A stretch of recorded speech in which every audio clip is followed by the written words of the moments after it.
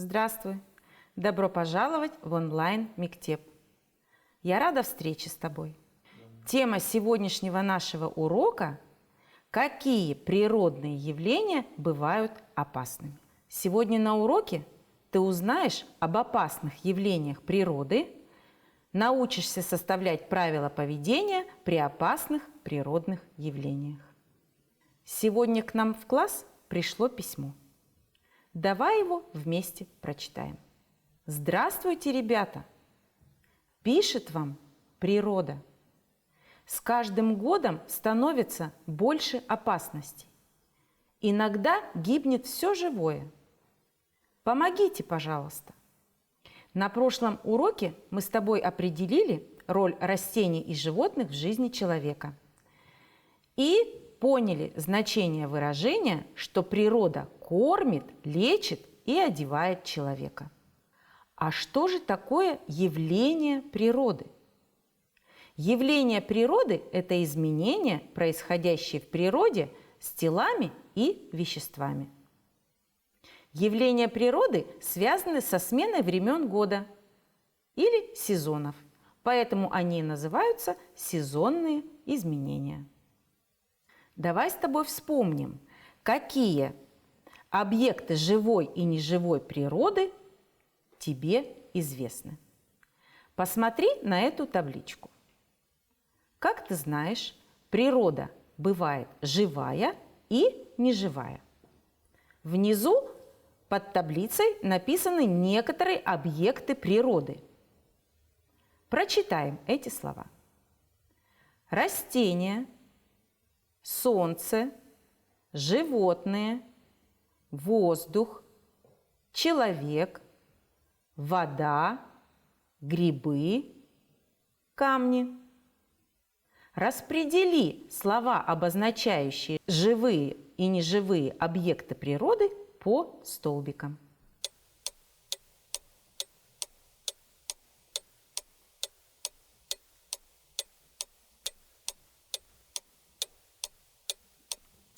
Готов? Давай проверим. К объектам живой природы относятся растения, животные, человек, грибы. К объектам неживой природы относятся солнце, воздух, вода, камни. Ты можешь продолжить этот список и добавить еще несколько объектов живой и неживой природы. А мы с тобой продолжаем. Следующее задание. Нужно вспомнить, какие природные явления ты знаешь. Не путай объекты природы и природные явления.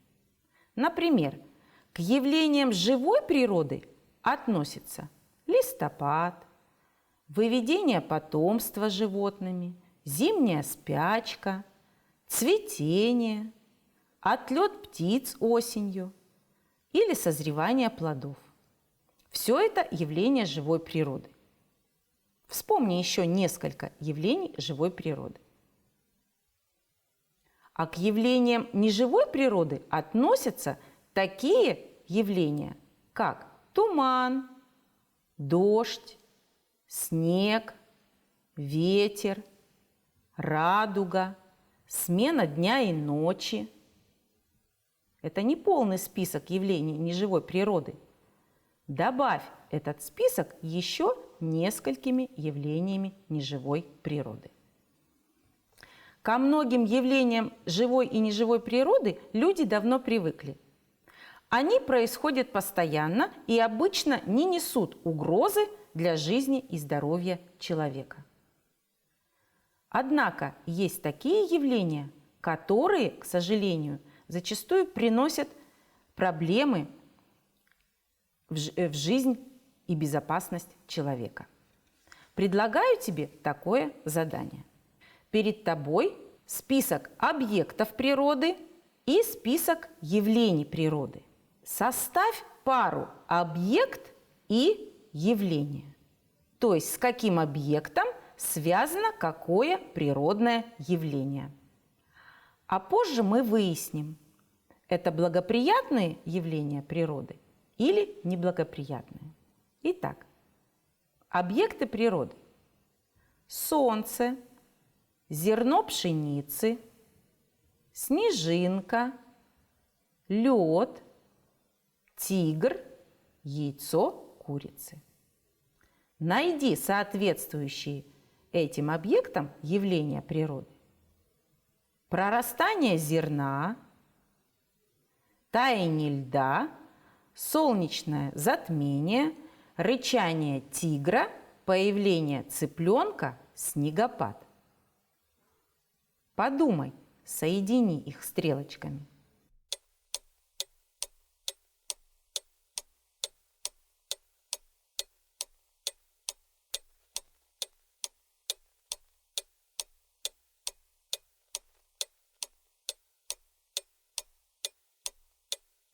Давай проверим.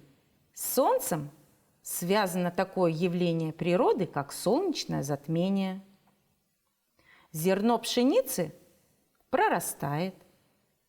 Снежинки связаны со снегопадом, когда их много. Мы называем это снегопадом. Лед связан с таким явлением природы, как таяние. Тигр рычит. Это тоже явление природы. А вот из яйца появляется цыпленок. Это тоже явление природы.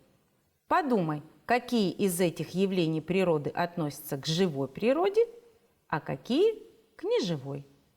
А как ты думаешь, какие из этих природных явлений могут быть опасными для человека? Давай разберемся вместе. Например, солнечное затмение. Считается, что это явление природы неблагоприятное. Оно бывает нечасто, но считается неблагоприятным для человека. Снегопад. Конечно же, когда идет снег, мы очень радуемся, любуемся им, но если из-за снегопада происходят заторы на дорогах, то это тоже неблагоприятное явление природы, с которым человеку приходится бороться. Таяние льда. Каждую весну происходит таяние льда. И это явление природы происходит ежегодно. Но если таяние льда приводит к паводкам или наводнениям, то сразу же это явление природы становится неблагоприятным, которое отрицательно влияет на жизнь и деятельность человека. Почему? Потому что человек – это тоже часть природы. Действительно, существуют благоприятные и неблагоприятные природные явления. Иногда они представляют опасность. Посмотри на картинки. Ты знаешь, что в году 4 времени года – зима, весна, лето и осень. В каждое время года бывают такие явления. Зимой случаются метели, морозы, гололед. Весной может начаться наводнение. После бурного таяния снегов уровень воды поднимается. Это может привести к разрушению мостов, дорог и домов. Летом и в теплое время года случается гроза. Это бурное ненастье с дождем, громом, молнией и порывами ветра. Также летом часто происходит засуха. Возникает опасность лесных и степных пожаров. А осенью часто бывает туман, который тоже неблагоприятно влияет на жизнь человека. Вспомни, о каких опасных природных явлениях ты читал или слышал. Опасные природные явления вынуждают человека учиться выживанию. Что же такое выживание? Выживание – это активные действия, направленные на сохранение жизни, здоровья и работоспособности в экстремальных условиях. Любое проявление природы надо встречать без паники и правильно себя вести. Предлагаю тебе рассмотреть примерный алгоритм твоих действий в случае, если такая ситуация произойдет с тобой или с твоими близкими. В первую очередь необходимо преодолеть стрессовое состояние, вызванное опасными природными явлениями. То есть, другими словами, соблюдать спокойствие. Оказать первую медицинскую помощь пострадавшим. Защитить от неблагоприятного воздействия факторов окружающей природной среды. Тех, кто в этом нуждается, в том числе и себя. Обеспечить себя водой и пищей. Очень важно определить собственное местоположение, если это необходимо. И установить связь и подготовить средства сигнализации, чтобы тебя при необходимости могли быстро найти. Телефон единой службы спасения ты уже знаешь. Но я надеюсь, что все-таки тебе не придется обращаться к экстренной помощи, и природные явления будут только благоприятно действовать на твою жизнь. Главный принцип выживания – человек может и должен сохранить здоровье и жизнь в самых суровых климатических условиях. Найди в разных источниках описание какого-нибудь опасного природного явления. Подготовь небольшой рассказ о нем. Можешь использовать интернет, книги или другие источники. А сейчас я предлагаю тебе ответить на утверждение по теме нашего урока. Твой ответ будет кратким – да или нет. Готов? Первый вопрос. Перед выездом на природу нужно узнавать прогноз погоды. Да или нет? Наводнения возникают от разливов рек, сильных ливней и таяния снега. Это верное утверждение или нет? Во время грозы опасна молния. При гололеде надо передвигаться быстро. Метель – это сильный ветер со снегом. Единый телефон спасения – 112. Проверим? Посмотри на экран. Все эти утверждения верные, кроме одного. При гололеде нельзя передвигаться быстро.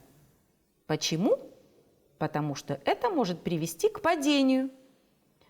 Поэтому это утверждение неверное. На все остальные утверждения ответ «да». И, конечно же, телефон спасения 112. Помни об этом. А сегодня на уроке ты узнал об опасных явлениях природы, научился составлять правила поведения при опасных природных явлениях. И в заключении я хотела бы тебе сказать: будь здоров, до свидания, береги природу.